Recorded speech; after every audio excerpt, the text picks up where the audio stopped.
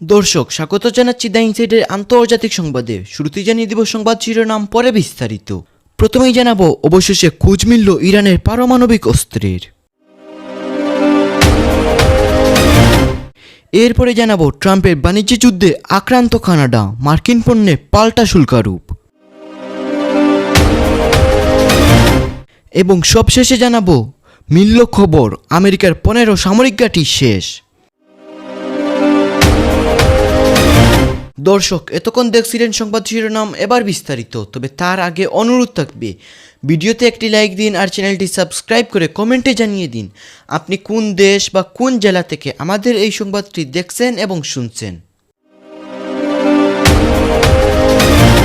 ইরানের পারমাণবিক কর্মসূচি ঘিরে উদ্বেগের মধ্যেই এবার সামনে এসেছে আরও গুরুতর অভিযোগ। তেহরানের দাবি, যুক্তরাষ্ট্রের পারমাণবিক অস্ত্রের ব্যবহারের মতো ঝুঁকিপূর্ণ পদক্ষেপ নিতে পারে এমন পরিস্থিতির পাল্টা জবাব দেওয়ার প্রস্তুতি রয়েছে ইরানের। একই সময়ে ইরানের সমৃদ্ধ ইউরেনিয়াম মজুদ নিয়ে আন্তর্জাতিক পর্যায়ে প্রশ্ন রয়েছে। তাহলে তেহরান কি সত্যি পারমাণবিক অস্ত্র তৈরির সক্ষমতার কাছাকাছি পৌঁছেছে, নাকি এটি মূলত সংঘাতের মধ্যে চাপ তৈরির কৌশল? বিস্তারিত রয়েছে প্রতিবেদনে। অবশেষে কি খোঁজ মিলেই গেল ইরানের পারমাণবিক অস্ত্রের? তবে কি যুক্তরাষ্ট্র সহ পশ্চিমাদের শঙ্কাই এবার সত্য হতে চলেছে?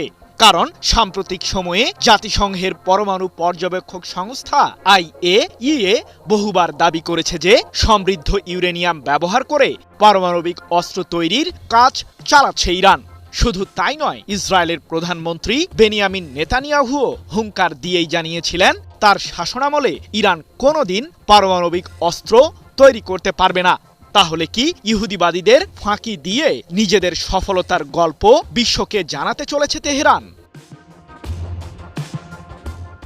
যুক্তরাষ্ট্র ও ইসরায়েলের ক্রমাগত আগ্রাসনের মুখে সামরিক শক্তি অর্জনে মোটেও ছাড় দিচ্ছে না ইরান।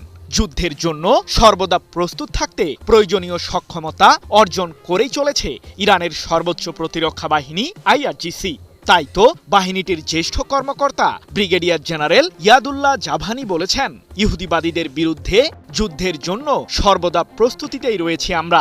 শত্রুপক্ষকে কৌশলগতভাবে চমক দেখাবে ইরান, যার জন্য হয়তো মোটেও প্রস্তুত নয় মার্কিনীরা। প্রশ্ন হলো, পারমাণবিক অস্ত্র তৈরি করেই কি সেই চমক দেখাবে ইরান? ইরানের ক্ষেপণাস্ত্র ও পারমাণবিক কেন্দ্রগুলোকে ধ্বংস করার শপথ নিয়ে সাম্প্রতিক সময়ে কয়েক দফায় দেশটির বিরুদ্ধে যুদ্ধে জড়ায় মার্কিন প্রশাসন ও ইসরায়েল। কিন্তু অত্যাধুনিক যুদ্ধবিমান আর শক্তিশালী বোমা ব্যবহার করে হামলা চালিয়েও ইরানের তিল পরিমাণ ক্ষতি সাধন করতে পারেনি ইহুদিবাদীরা। উল্টো যুক্তরাষ্ট্র ও ইসরায়েলই রয়েছে এখন চরম বিপদে। কারণ ইরানের বিরুদ্ধে পুনরায় যুদ্ধে জড়ানোর মতো প্রয়োজনীয় অস্ত্র নেই ইহুদিবাদীদের সামরিক বহরে, এমনটাই দাবি করেছেন বিশ্লেষকরা।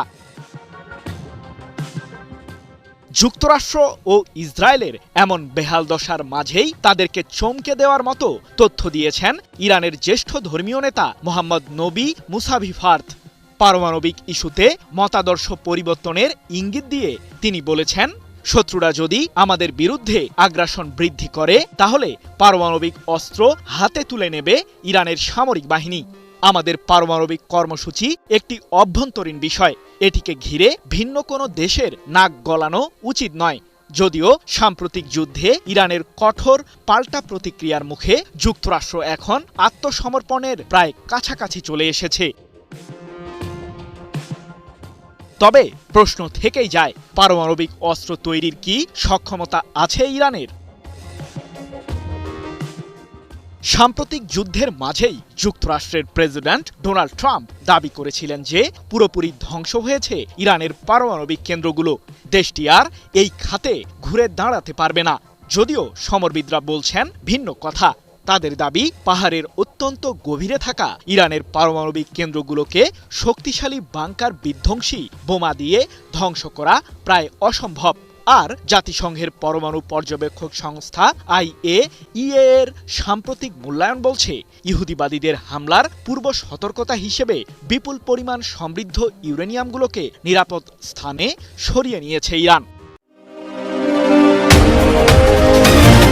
যুক্তরাষ্ট্র কানাডা বাণিজ্য সম্পর্কের উত্তেজনা এবার পাল্টাপাল্টি শুল্কারোপের নতুন পর্যায়ে ঢুকেছে।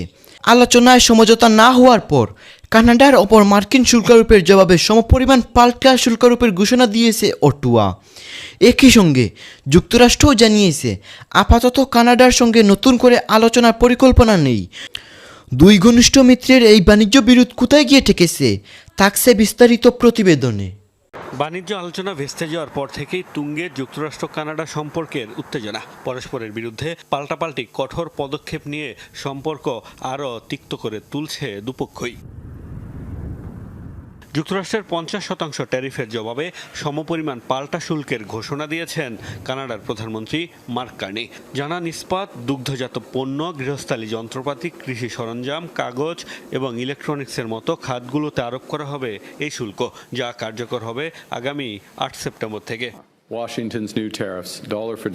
তাদের প্রস্তাব অগ্রহণযোগ্য, তাই কানাডা ওয়াশিংটনের নতুন শুল্কে সমপরিমাণ পাল্টা শুল্ক আরোপ করবে, অর্থাৎ ডলারের বিনিময়ে ডলার। সামনে আমরা এই নতুন শুল্ক ব্যবস্থার বিস্তারিত তথ্য প্রকাশ করব। লেবার ডে পরবর্তী মঙ্গলবার থেকে এই ব্যবস্থা কার্যকর হবে।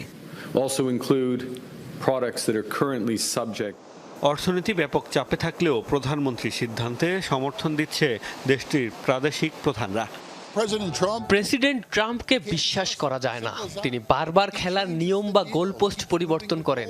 তার সম্পর্কে বলতে গেলে তিনি এমন এক মানুষ যিনি প্রথম দিন আপনার দুপুরের খাবারের টাকা হাতিয়ে নেবে, এরপর চুরি করবে আপনার মাথার টুপি। তার বিরুদ্ধে আমাদের ঐক্যবদ্ধ থাকতে হবে।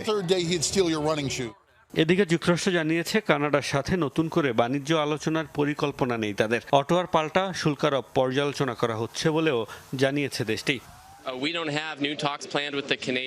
কানাডার সাথে নতুন কোনো আলোচনার পরিকল্পনা আমাদের নেই। মনে রাখবেন, প্রেসিডেন্ট ট্রাম্প যখন একটি বাণিজ্য নীতি প্রবর্তন করলেন, তখন চীন ও কানাডা যুক্তরাষ্ট্রের বিরুদ্ধে পাল্টা ব্যবস্থা নিয়েছিল। তারা চাইলে আরো ভালো একটি চুক্তি করতে পারত, কিন্তু তারা তা চায়নি। স্থানীয় সময় গত শুক্রবার ওয়াশিংটনে কোনো চুক্তি ছাড়াই শেষ হয় যুক্তরাষ্ট্র কানাডা বাণিজ্য চুক্তির আলোচনা। এর পরপরই বেশ কিছু কানাডিয়ান পণ্যে 50% শুল্ক আরোপের ঘোষণা দেয় ওয়াশিংটন।